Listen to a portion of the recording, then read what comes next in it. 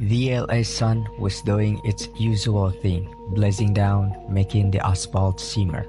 But today, something felt off. A quiet hum, like a distant storm, was building in the city. It started with whispers, then texts, and then frantic calls. They are here. Eyes. It wasn't a drill, not this time. Words spread like a wildfire through the neighborhood, a chilling current of fear and defiance. People started looking over their shoulders, double-checking locks and pulling curtains tighter. Every siren, every unfamiliar car sent a jolt of panic through the streets. This wasn't just about immigration anymore, it was about a city holding its breath, waiting for the other shoe to drop. Then came the first ripple, a flash of blue and white, a screech of tires, and suddenly, the quiet street in Boyle Heights was anything but neighbors peered through blinds, their hearts hammering. A family, just starting their day, found their world turned upside down. The shouts, the hurried movement, the cold, official voices, it was a scene playing out in slow motions, yet over in a blink.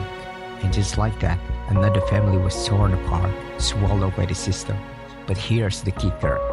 This wasn't just a one-off. It was a coordinated sweep. From the bustling fashion district to the quiet corners of Chinatown, the city was a chessboard, and ICE was making its moves. The news channel was buzzing, protests were erupting, and the air was thick with tension. Everyone had a story, a rumor, a fear. Was it a random check? A targeted operation? Nobody knew for sure, and that was the scariest part. As the days bled into nights, the protests grew. People from all walks of life, united by a shared sense of injustice, took to the street. Chants echoed off skyscrapers, signs bobbed in the crowd, and the city, usually so sprawling and disconnected, felt strangely unified. But even amidst the solidarity, a question lingered. What was the end game? Were these raids a show of a force, a warning, or something far more sinister? The authorities remained tight-lipped, their silence only fueling the speculation. And then, a new kind of story started to emerge, whispers of people disappearing, not just from their homes, but from their workplace, from public spaces. It wasn't always a dramatic raid. Sometimes, it was just a quiet fantasy act, a construction worker on his lunch break, a street vendor packing up a cart, a student walking home from school. Gone, no trace, no explanation. The city, already on the edge, began to feel like a maze where every turn could lead to an unseen trap. And the most unsettling part, no one knew who would be next or why.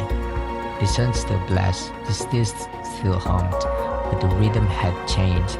A new kind of vigilance settled over Los Angeles, a silent understanding that beneath the surface of everyday life, something profound and unsettling was shifting.